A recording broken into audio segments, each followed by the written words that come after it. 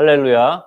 오늘 말씀이 육신이 되며라는 말씀으로 여러분들에게 하나님의 말씀을 선포하겠습니다. 우리가 신약 성경을 보면 처음으로 시작하는 게 마태복음, 두 번째 마가복음, 세 번째 누가복음, 네 번째 요한복음으로서 총 4권의 4복음서가 있습니다. 4복음서가 각각 고유의 특징이 있는데 마태, 마가, 누가는 공감복음으로 불립니다.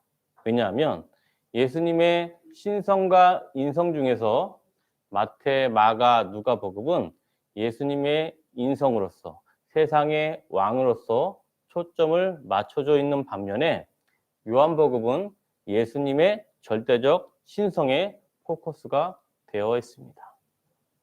다시 말하면 공감복음과 달리 요한복음은 예수님이 태초 이전부터 영원히 계시고 있고 지금도 역사하고 있는 예수님의 절대적 신성을 포커스에 맞추고 있습니다. 사랑하는 성도 여러분, 요한복음이 적혀진 것은 4복음서 중에서 가장 마지막에 요한에 의해 적혀진 복음서입니다. 예수님이 승천하고 난 이후 대략 60년이 흘러간 즈음에 요한복음이 마지막으로 4복음서로 적혀져 있습니다. 다시 말하면 예수님의 복음이 점점 체계화되고 점점 진보됨에 따라서 요한복음이 최종 마지막을 장식하고 있습니다. 예수님은 30여 년 동안 이 땅에 계셨습니다. 마태, 마가, 누가 공감복음을 통하여 예수님이 이 땅에서 수많은 기적과 그리고 마지막 십자가와 주님의 부활로 말미암아 우리의 모든 죄를 속죄하시고 하늘로 승천하셨습니다. 그에 대한 복음이 여러 세대까지 복음이 전파가 됐습니다. 다시 말하면 요한복음은 복음이 전파된 초기에서 벗어나 이제 예수님에 대한 복음이 유대 지역뿐만 아니라 인근 지역에 두루 퍼지고 있는 시점이었습니다. 그런데 예수님의 복음을 듣고 자란 3세대 그리스도인들에게 궁금증이 생겼습니다. 예수님은 30여 년간 이 땅에 계셨는데 그럼 그 이전엔 예수님은 어디에 계셨는가에 대한 궁금점이 생겨났습니다. 자연스럽지 않겠습니까? 예수님은 우리와 같이 사역을 하시면서 오병이어 기적부터 여러 가지 기적과 또한 십자가 그리고 부활까지 모든 예수님의 제자들이 보았는데 예수님의 제자들이 이제 순교로서 사라지고 그의 후대 그리스도인들이 탄생하게 되는 상황에서 궁금증은 다시 한번 말하지만 예수님이 세상에 성육신하기 전에는 어디에 계셨을까? 이러한 궁금점에 대해서 쓰여진 복음이 바로 요한복음입니다. 그래서 다른 복음서와 달리 요한복음 1장 1절은 예수님이 이 땅에 오시기 전에 어디에 계셨는지 그런 중심을 명확히 드러내고 있습니다. 요한복음 1장 1절부터 18절은 전체 요한복음 21장 중에서 서문에 해당합니다. 서문. 서문은 무엇이냐? 요한복음 전체 주제 중에 핵심과 요점이 무엇인지를 명확히 첫 서두에 제시하고 있습니다. 요한복음이 향하고 있는 복음이 무엇으로 향하고 있는지 그 첫 주제를 요한복음 1장 1절부터 18절까지 서문에 요한은 명시하고 있습니다. 사랑하는 성도 여러분, 요한복음에 쓰여진 배경이 무엇이라고요? 예수님이 성육신 하기 전에 예수님은 어디에 계셨고 무슨 일을 하셨는가에 대한 핵심이 요한복음 1장 1절에 정확히 적혀져 있습니다.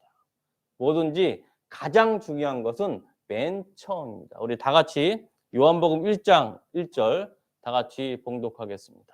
요한복음 1장 1절 태초에 말씀이 계시니라. 이 말씀이 하나님과 함께 계셨으니 이 말씀은 곧 하나님이시다.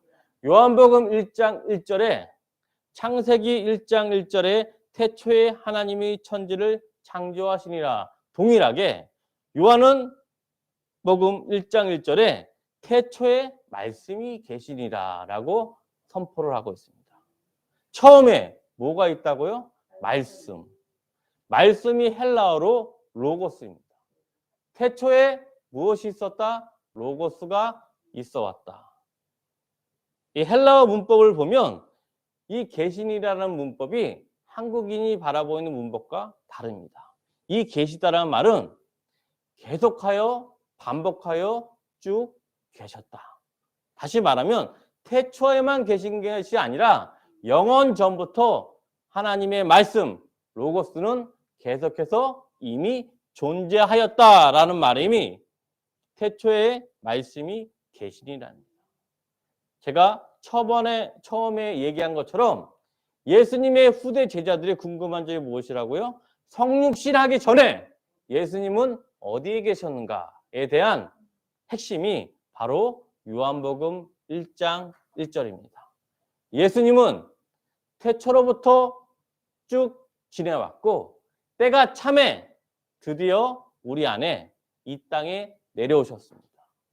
예수님이 이 땅에 내려오시기 전에는 하나님과 동일하게 함께 계셨고 하나님과 동일하게 세상을 창조했다는 서문이 요한복음 1장 1절에 명확히 제시되고 있습니다. 사랑하는 성도 여러분, 우리 인간의 지혜로는 하나님의 세계를 도저히 이해할 수가 없습니다. 인간의 지혜로는 불과 2000년 전만 돼도 그에 대한 기록이 명확하지가 않는데 하나님의 말씀은 무려 태초 이전에 예수님이 어떤 일을 했는가라고 명확히 적혀 있습니다. 하나님의 역사는 단순히 1000년, 10,000년, 1억 년이 아니라 태초로 거슬러고 역사가 시작됐던 우주가 시작됐던 그 시점으로 역행하고 있습니다. 인간의 지혜로는 도저히 헤아릴 수 없는 것이 바로 태초의 말씀이 계시니라라는 말씀입니다. 사랑하는 성도 여러분, 태초에 말씀이 계셨는데 계시는 것에 끝나는 게 아니라 예수님의 사역이 태초 때부터 무엇을 했는지 요한복음 1장 2절부터 3절까지 다 같이 봉독하겠습니다. 요한복음 1장 2절부터 3절 말씀. 그가 태초에 하나님과 함께 계셨고 만물이 그로 말미암아 지은 바 되었으니 지은 것이 하나도 그가 없이는 된 것이 없느니라. 하나님의 말씀 로고스가 태초에 하나님과 함께 계셨고 로고스로 말미암아 지은 바 되었고 지은 것이 하나도 로고스 없이는 된 것이 없다고 요한복음 서문에 명확히 적혀 있습니다. 태초에 전에 예수님이 이미 계셨고 예수님이 하나님과 함께 세상을 창조됨으로 말미암아 예수님을 통하지 않고는 그 어떤 피조물이 존재하지 아니었다라는 그 엄청난 전 지구적 선포가 바로 요한복음 1장 서문입니다. 엄청나지 않습니까? 우리는 눈앞에 보이는 하루, 일주일, 1년 많이 살아봤자 100년의 역사를 우리가 기억하고 있는데 예수님이 적힌 요한복음에는 100년이 아니라 태초 이전부터 예수님이 사역을 했다는 명확한 증거가 나오고 있습니다. 사랑하는 성도 여러분, 우리가 이 위대한 진리를 사람들은 받아들이기가 참 어렵습니다. 인간의 귀는 가천 주파수가 있어요.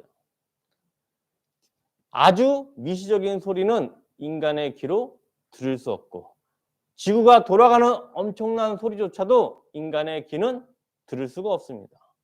인간의 눈도 마찬가지입니다. 현미경으로 볼 수 있는 아주 작은 미생물은 인간의 눈으로 볼 수 없고 그리고 우주로부터 우리 은하계의 수억만 년 광년에 해당하는 거리를 인간의 눈으로 헤아릴 수가 없습니다. 왜? 인간의 눈과 귀는 제한되었기 때문입니다. 사랑하는 성도 여러분, 인간의 육적인 눈과 귀뿐만 아니라 우리의 영적인 눈과 귀도 마비가 되어버렸습니다. 처음 에덴 동산에서 하와가 선악과를 먹는 순간 그 선악과가 아담에게 이어지고 그리고 그 밑으로 아담의 자손들은 모두 영적인 눈과 귀가 멀어져 버렸습니다. 우리 요한복음 1장 4절 다 같이 봉독하겠습니다. 그런 의미에서 요한복음 1장 4절부터 5절 그 안에 생명이 있었으니 이 생명은 사람들의 빛이라 빛이 어둠에 비치되 어둠이 깨닫지 못하더라. 하나님의 말씀 로고스는 다시 뭐로 전환이 되냐면 우리 인간에게 빛으로 전달이 됩니다. 하나님의 말씀이 암흑 세계에 있는 우리 인간에게 빛으로 전달이 되는데 제가 좀 전에 말씀드린 바와 같이 인간의 영적인 눈이 이미 멀었기 때문에 아무리 빛을 보내줘도 맹인이 빛을 볼 수 있을까요? 맹인에게 아무리 뜨거운 태양의 빛을 보여준다 그래도 맹인은 볼 수가 없습니다. 아무리 작은 빛뿐만 아니라 태양과 같은 광렬한 빛을 맹인에게 보여줘도 맹인은 빛을 인지하지 못하듯이 우리 인간은 영적인 눈이 멀어버렸기 때문에 아무리 예수님이 빛을 비춰줘도 인간이 그 빛을 받아들이지 못했습니다. 왜 그럴까요? 우리 이사야서 59장 10절에 명확히 인간이 왜 빛을 보지 못하는지 그 이유가 명확히 제시되어 있습니다. 이사야서 59장 10절 말씀. 찾으셨습니까? 이사야서 59장 10절 말씀. 이 말씀이 빛이 어둠에 비춰도 어둠이 깨닫지 못한 이유가 적혀 있습니다. 이사야서 59장 10절 말씀 봉독하겠습니다. 우리가 맹인같이 담을 더듬으며 눈 없는 자같이 두루 더듬으며 낮에도 황혼때같이 넘어지니 우리는 강장한 중에서도 죽은 자 같으니라. 우리 영적인 매니기 때문에 눈 없는 자와 같이 두루 더듬으면서 가고 낮임에도 불구하고 낮에 해가 떠 있음에도 불구하고 황혼때처럼 어두운 것처럼 인지해서 넘어지고 아무리 건강한 사람이라도 죽은 자와 같은 우리 인간일 뿐입니다. 왜? 우리는 영적인 맹인이고 영적인 귀머거리기 때문에. 하나님이 구약시대에 수많은 선지자와 수많은 사사를 통해서 예수님의 빛에 대한 말씀을 증거를 했어요. 로고스에 대한 말씀을 구약시대에 수많은 선지자와 수많은 사사와 수많은 왕들이 제시를 했지만 이 영적인 맹인은 아무리 빛을 비춰도 볼 수가 없었어요. 그래서 이제는 하나님의 말씀 로고스가 성육신하여 이 땅에 30여 년 동안 계셨습니다. 그런데 제가 말씀드린 바와 같이 맹인에게는 아무리 빛을 비춰줘도 빛을 보지를 못합니다. 어떻게 됐을까요? 하나님의 로고스가 직접 사람이 돼서 이 땅에 태어났는데 그 인간이 그 빛을 보았는지 안 보았는지 우리가 찾아보겠습니다. 요한복음 1장 9절부터 11절 말씀. 이제는 하나님의 말씀 로고스가 선지자를 통해서 얘기하는 게 아니라 로고스가 직접 사람이 되어서 이 땅에 태어나 빛을 비춰줬습니다. 그때 인간이 어떻게 했는지 요한복음 1장 9절부터 11절 말씀 찾으셨습니까? 참빛 곧 세상에 와서 각 사람에게 비추는 빛이 있었나니 그가 세상에 계셨으며 세상은 그로 말미암아 지은 바 되었을 때 세상이 그를 알지 못하였고 자기 땅이 오매 자기 백성이 영접하지 아니하였으나 예수님이 로고스인 예수님이 이 땅에 30여 년간 계시면서 수많은 빛을 비추고 수많은 기적과 이적을 행했지만 유대 백성들은 그 예수님을 알아보지 못했습니다. 예수님을 빛으로 바라보는 것이 아니라 단순히 인간으로만 바라봤습니다. 왜 그럴까요? 유대 민족들이 이미 맹인이기 때문에. 그런데 놀라운 일이 벌어졌습니다. 자기 백성들은 빛을 보지 못했는데 자기 백성이 아닌 이방인들이 하나님의 빛을 보게 되는 놀라운 기적이 발생을 했습니다. 하나님의 말씀 로고스가 성육신했을 때 오히려 자기 백성들은 그 로고스를 십자가에 못 박히는 크나큰 악행을 저지른 반면에 십자가의 보혈과 부활의 기쁨을 누가 드렸느냐? 그 인근에 있는 비유대인들, 헬라인들이 그 영광을 누리게 됐습니다. 어떻게 보겠습니다. 요한복음 1장 12절 말씀, 12절 말씀, 13절 말씀. 요한복음 1장 12절부터 13절 말씀. 영접하는 자, 곧 그 이름을 믿는 자들에게는 하나님의 자녀가 되는 권세를 주셨으니 이는 혈통으로나 육정으로나 사람의 뜻으로 나지 아니하고 오직 하나님께로부터 난 자들이라. 하나님의 육적인 백성은 그 빛을 십자가에 매달아 반면에 하나님의 백성이 아닌 혈통으로나 육적으로나 사람의 뜻으로 도저히 이해할 수 없는 일이 벌어졌습니다. 헬라인, 이방인이 하나님에게 자녀가 되는 기적이 일어났습니다. 본래의 민족, 유대인들은 빛을 저버린 반면에 빛과 혈통적으로 아무 상관없는 헬라인들이 그 빛을 보게 되는 기적이 발생했습니다. 그 성경을 뭐라 그러냐? 그 이유는 오직 하나님께로부터 난 자들이기 때문입니다. 무엇으로부터 났다고요? 하나님께로부터 난 자. 이 요한복음은 믿지 않는 유대인을 위한 복음이 아니라 이방인, 헬라인들을 위한 복음입니다.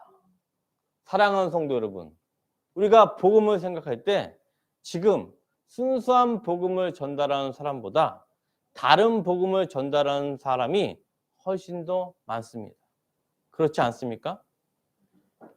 세상 사람들이 복음을 생각해서 교회로 돌아오면 그 이유를 물어보면 복음은 내가 부자 되기 위해서, 복음은 내 아들이 서울대를 가기 위해서, 복음은 내 사업체가 잘 되기 위해서라는 복음 때문에 교회에 오는 사람들이 훨씬 더 많습니다. 사랑하는 성도 여러분, 복음은 복된 소식의 약자입니다. 그러면 복된 소식이 무엇이길래 하나님이 로고스 예수님이 성육신하여 이 땅에 오셔서 십자가의 고난까지 받았을까요? 어떤 복음인지 성경에 명확히 나와 있습니다. 우리 찾아보겠습니다. 마가복음 1장 15절 말씀.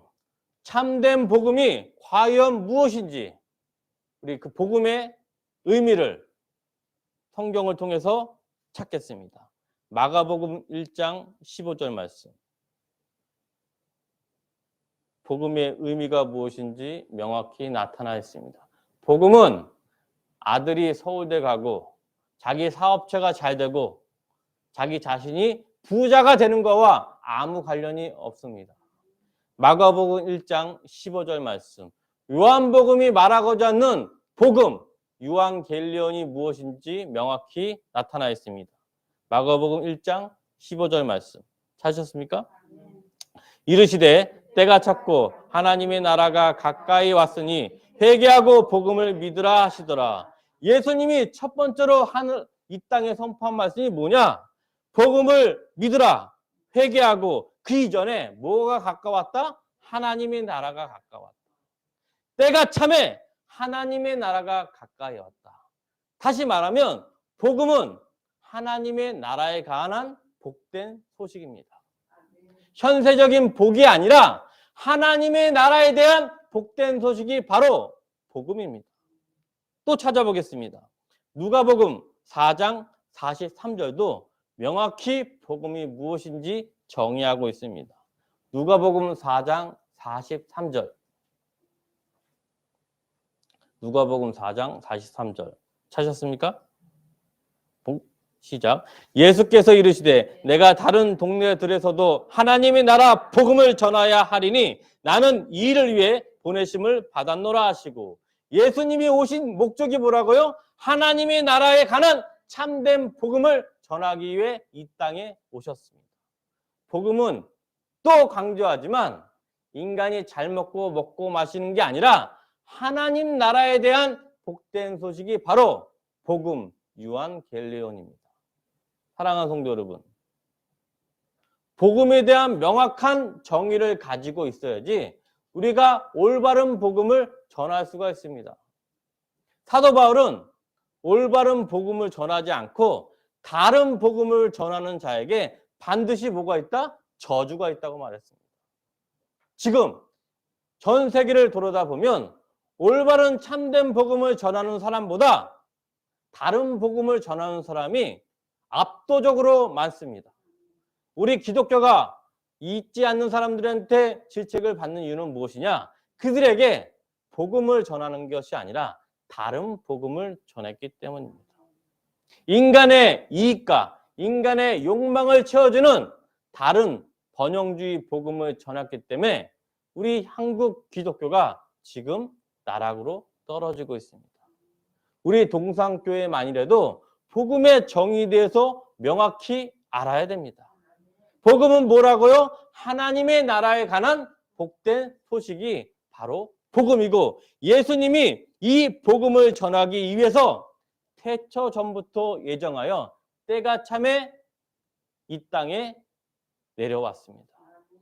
오로지 하나님의 나라에 관한 참된 복음을 전하기 위해서. 그렇게 위해서 쓰여진 글이 무엇이냐? 바로 요한복음입니다. 사랑하는 성도 여러분, 예수님에 대해서 인성뿐만 아니라 신성에 대해서 명확히 알고 있어야지 참된 복음을 전할 수가 있습니다. 이 땅에 있었지 30여 년간을 예수님만 기억하는 게 아니고 그 이전에 태초부터 우리를 사랑하여 우리에게 한 사람 한 사람 계획을 잡고 계획이 찰 때가 참에 이 땅에 오신 그 배경을 생각을 해야지 예수님의 복음에 대해서 우리가 마음에 새길 수가 있습니다. 이 길에서 벗어나지 않으면 다른 복음을 유혹에 여러분들이 빠질 수가 있습니다. 이 참된 복음, 하나님의 나라에 관한 복된 소식, 이 복음을 위해서 예수님이 오셨습니다. 그때 어떤 일이 됐는지 보겠습니다. 참된 복음을 전파하기 위해서 예수님에게 임한 성령의 역사가 무엇인지 바로 그 유명한 요한복음 1장 14절 말씀입니다. 찾으셨습니까? 하나님의 나라, 복된 소식, 복음에 대한 개념이 있어야지 요한복음 1장 14절의 의미를 간절히 마음에 새길 수가 있습니다. 우리 제가 말씀한 바를 생각하면서 요한복음 1장 14절 다 같이 봉독하겠습니다. 말씀이 육신이 되어 우리 가운데 거하심에 우리가 그의 영광을 보니 아버지의 독생자의 영광이여 은혜와 진리가 충만하라. 요한복음 1장 14절의 가장 중요한 말씀은 뭐냐? 말씀이 육신이 되어 우리 가운데 거하심에. 뭐가 육신이 됐다고요? 말씀. 말씀이 헬라어로 로고스입니다. 로고스가 육신이 돼 우리 가운데 거하셨습니다. 공생애 뿐만 아니라 30여 년간 예수님의 생애를 통해서 말씀이 육신이 됐는데, 그러므로 말미암아 그의 영광을 보니 아버지의 독생자의 영광이요 은혜와 진리가 어떻다고요? 충만하더라. 이게 바로 복음의 본질입니다. 복음의 본질은 말씀이 육신이 되어 우리 가운데 거하실 때 은혜와 진리가 우리 가운데 충만하였다라는 것이 바로 복음입니다. 사랑하는 성도 여러분, 우리가 신약에 있는 모든 사건은 구약에 다 예표가 되어 있어요. 예수님이 오신 목적은 참된 복음을 전하는 게 예수님의 생각으로 전하는 게 아니라 구약에 적힌 말씀대로 복음을 전합니다. 다시 말하면 구약에 관한 모든 말씀은 다 예수님을 위한 모든 말씀이 다 예표입니다. 요한복음 1장 14절도 마찬가지로 이 본문에 대한 말씀의 예표가 구약에 있을까요? 없을까요? 정확히 나와 있습니다. 요한복음 1장 14절에 예표가 되는 말씀 찾아보겠습니다. 출애굽기 40장 34절부터 38절이 요한복음 1장 14절에 관한 주님의 예표적 말씀입니다. 출애굽기 40장 34절부터 38절 말씀.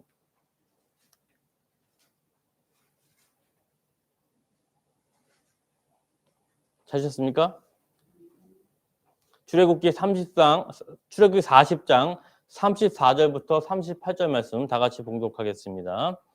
구름이 회막에 덮이고 여호와의 영광이 성막에 충만하매 모세가 회막에 들어갈 수 없었으니 이는 구름이 회막 위에 덮이고 여호와의 영광이 성막에 충만함이었으며 구름이 성막 위에서 떠오를 때에는 이스라엘 자손이 그 모든 행진하는 길에 앞으로 나아갔고 구름이 떠오르지 않을 때에는 떠오르는 날까지 나아가지 아니하였으며 낮에는 여호와의 구름이 성막 위에 있고 밤에는 불이 그 구름 가운데에 있음을 이스라엘 온 족속이 그 모든 행진하는 길에서 그들의 눈으로 보았더라. 아멘.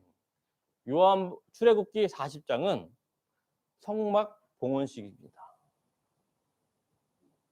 이스라엘 백성들이 400년 동안 애굽에 있다가 드디어 애굽의 노예에서 벗어나서 시내산에서 언약을 받고 율법을 받고 성막의 계시를 받고 성막을 완성했습니다. 성막을 완성한 다음에 성막을 봉헌하는 장면이 출애굽기 40장 내용입니다. 사랑하는 성도 여러분, 성막이 출애굽기 40장 이전의 역사에서는 존재하지가 않았어요. 야곱의 시대, 그리고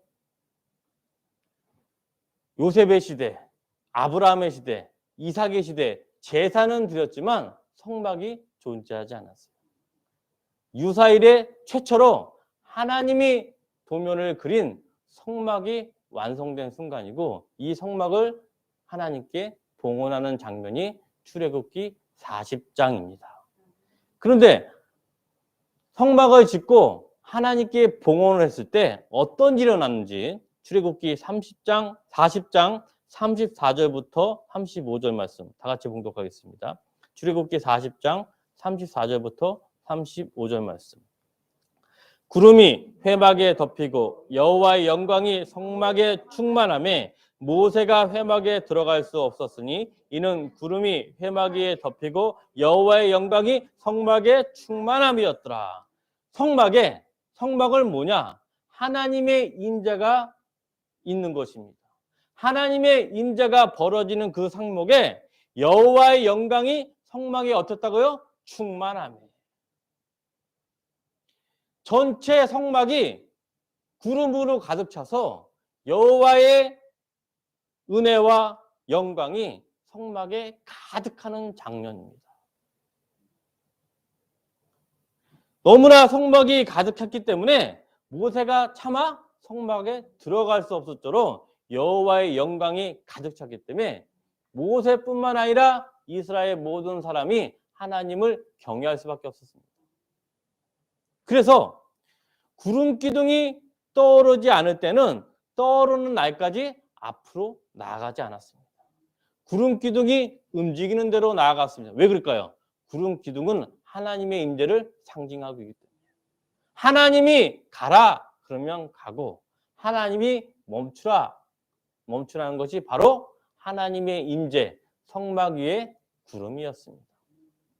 사랑하는 성도 여러분, 이스라엘 민족이 40년 동안 광야의 길을 가질 수 있는 건 뭐냐? 출애굽기 40장 38절에 보면 그 구름이 성막 위에 있고 모든 백성들이 그 성막에 의해서 행진을 하였기 때문에 그들이 40년 동안 광야 생활을 할 수가 있어요. 무엇을 바라보기 때문에? 여호와의 영광을 바라보았기 때문에. 이 말씀이 바로 요한복음 1장 14절, 요한복음 1장 14절, 말씀이 육신이 되어 우리 가운데 거하심에 은혜와 진리가 충만하더라. 말씀의 원형이 구름이 회막에 덮이고 여호와의 영광이 성막에 충만함에 말씀과 연결이 되고 있습니다.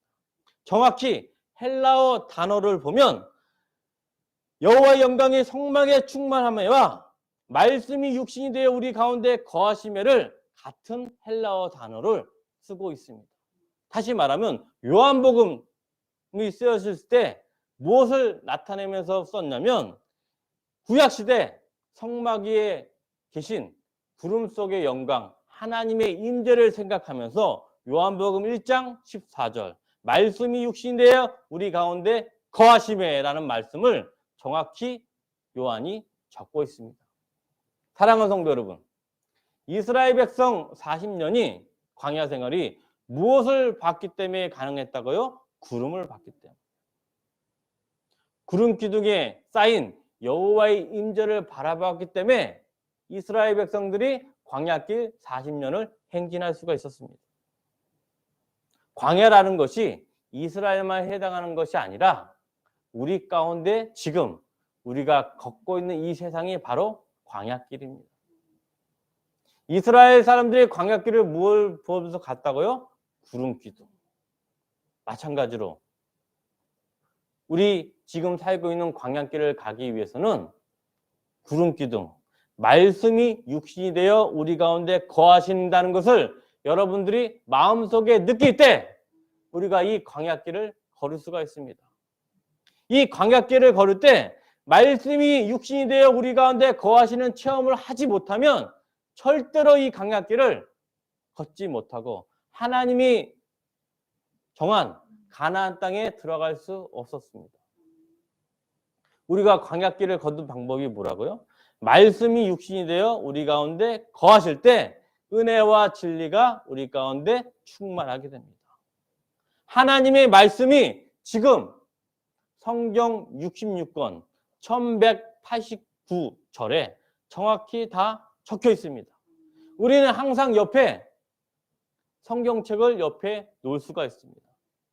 사랑하는 성도 여러분, 500년 전만 해도 성경 한 권을 살라 그러면 지금 강남 아파트 가격을 구매를 해야 돼요. 무슨 말씀인지 아시겠어요? 강남 아파트 가격 한 채랑 500년 전 성경 한 권하고 동일한 가격입니다. 성경 한 권을 만들기 위해서 양 300마리를 잡아야 되고 필사자가 2개월 동안 24시간 동안 써야지 성경 한 권이 완성이 되기 때문에 하나님이 주신 인류에게 주신 최고의 은혜는 여러분이 지금 각자 한 사람마다 성경을 가지고 있다는 게 기적입니다. 왜 그럴까요?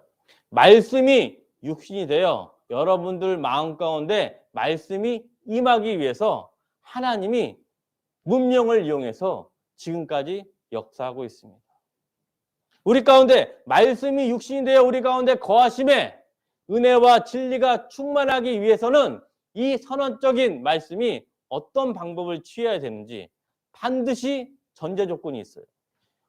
말씀이 육신이 되어 말씀이 내 마음 가운데 숨쉬기 위해서는 반드시 전제 조건이 있습니다. 전제 조건 보겠습니다. 사도행전 2장 3절부터 4절 말씀. 무엇이 이루어져야지 우리 가운데 말씀이 육신이 되어 우리 가운데 거하시는 기적이 일어나는 전제 조건이 사도행전 2장 3절부터 4절에 나오고 있습니다. 사도행전 2장 1절부터 4절 읽겠습니다. 말씀이 육신이 되는 그 방법이 정확히 적혀 있습니다. 사도행전 2장 1절부터 4절 말씀. 찾으셨습니까? 오순절 날이 이미 이름에 그들이 다 같이 한 곳에 모였더니 호련히 하늘로부터 급하고 강한 바람 같은 소리가 있어 그들이 앉은 온 집에 가득하며 마치 불의 혀처럼 갈라지는 것들이 그들에게 보여 각 사람 위에 하나씩 임하여 있더니 그들이 다 성령의 충만함을 받고 성령 말하기를 하심을 따라 다른 언어들로 말하기를 시작하지라. 여기 보면 정확하게 같은 원리로 되어 있습니다.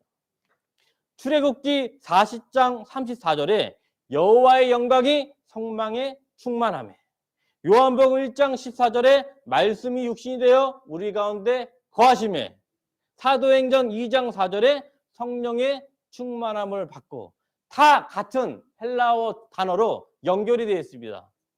할렐루야, 놀랍지 않습니까?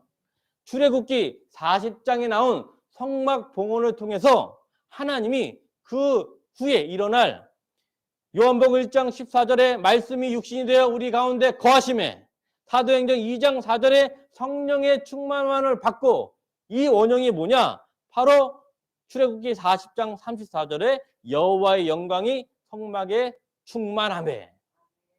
할렐루야. 표현 방법은 다르지만 본래의 의미는 동일한 거예요.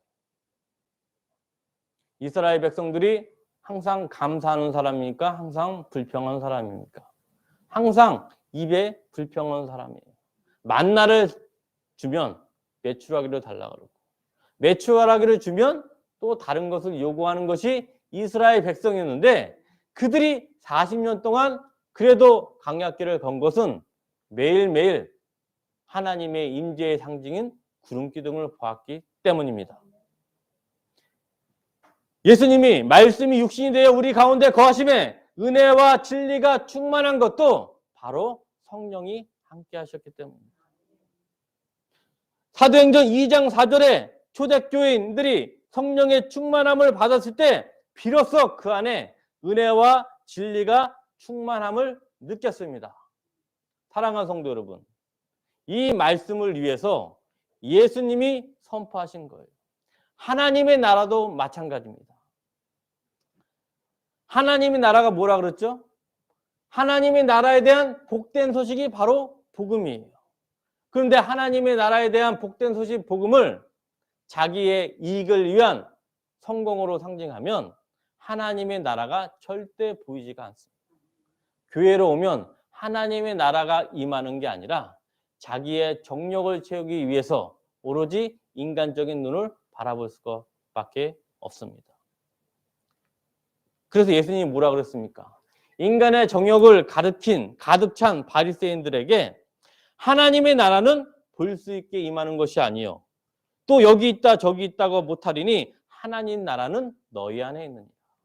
하나님 나라는 외형적인 조건이 아니라 우리 가운데 임하고 있습니다. 언제요? 말씀이 육신이 되어 우리 가운데 거하실 때 비로소 하나님의 나라가 우리 안에 가득 차서 은혜와 진리가 충만하게 되는 것이 바로 유앙겔리온 하나님의 복음입니다. 사랑하는 성도 여러분, 이 복음을 올바로 알려주기 위해서 요한복음이 하나님의 성령으로 말미암아 지금 말하고 있습니다. 우리에게 중요한 것은 무엇이냐?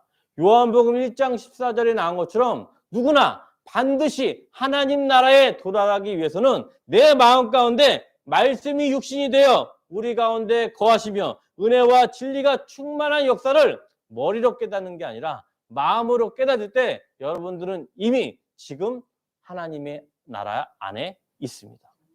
사랑하는 성도 여러분, 또 강조하지만 이스라엘 백성들이 그나마 구름기둥을 바라보았기 때문에 그들의 40년 광야길을 완주할 수가 있습니다. 우리 지금 둘러보십시오. 전 세계는 우크라이나 전쟁으로 지금 물가가 천정부지로 오르고 있어요. 또 물가가 오르고 경제가 떨어짐에 따라서 많은 사람들이 지금 물속에 빠져들고 있습니다. 왜 그럴까요? 그들에게는 하나님 나라를 경험하지 못하기 때문에. 말씀이 육신이 되어 우리 가운데 거하심에 이 말씀의 의미를 거할 때 비로소 하나님 나라에 관한 복음이 우리 안에 가득 차서 우리가 은혜와 진리가 역사가 일어나게 됩니다. 사랑하는 성도 여러분, 다른 공관복음과 달리 요한복음은 하나님의 나라에 대해서 명확히 제시하고 예수 그리스도의 절대적 신성을 포커스로 맞춰주기 때문에 항상 요한복음은 현재형으로 되어 있습니다. 다른 신약 성서와 다르게 요한복음의 모든 문장은 다 현재형으로 되어 있어요. 왜 그럴까요? 하나님의 나라가 지금 현재 우리와 임하고 있다는 증거입니다. 사랑하는 성도 여러분, 우리 가운데 광야길은 여호와의 구름이 항상 인도하여 가서 도착한 것처럼 우리 가운데 삶은 항상 말씀이 육신이 되어 우리 가운데 은혜와 진리가 충만할 때 우리는 이 광야길을 걸어갈 수 있습니다. 사랑하는 성도 여러분, 로마서 14장 17절에 보면 하나님의 나라는 먹는 것과 마시는 것이 아니요 오직 성령 안에 있는 의와 평강과 희락이라. 사랑하는 성도 여러분, 하나님의 나라를 잘못 보게 되면 하나님의 나라를 먹는 것과 마시는 것에 한정할 수가 있습니다. 먹는 것과 마시는 것에 한정하면 하나님 나라의 본래 의미를 알 수가 없어요. 그러면 외부에 환난과 핍박이 있을 때 반드시 그들은 배신할 수밖에 없습니다. 왜 그럴까요? 하나님의 나라의 복된 소식, 본질을 알 때 우리 가운데 어떤 고난과 환난이 있을지라도 우리 가운데 평강과 희락으로 가득 찰 수 있습니다. 지금부터 요한복음에 대해서 앞으로 강해설교가 쭉 이어집니다. 강해설교의 포커스는 무엇이냐? 하나님의 나라에 관한 복음입니다. 그 본래의 의미를 알 때 여러분들이 그 하나님 나라에 내 마음에 간직하고 있으면 지금의 어떤 태풍과 환란이 올지라도 여러분들은 하나님 나라 안에 머무를 수 있습니다. 오늘도 먹고 마시는 것으로 하나님의 나라를 보는 것이 아니라 의와 평강과 희락으로 은혜와 진리가 충만하는 하루 되기를 주의 이름으로 축원합니다. 아멘.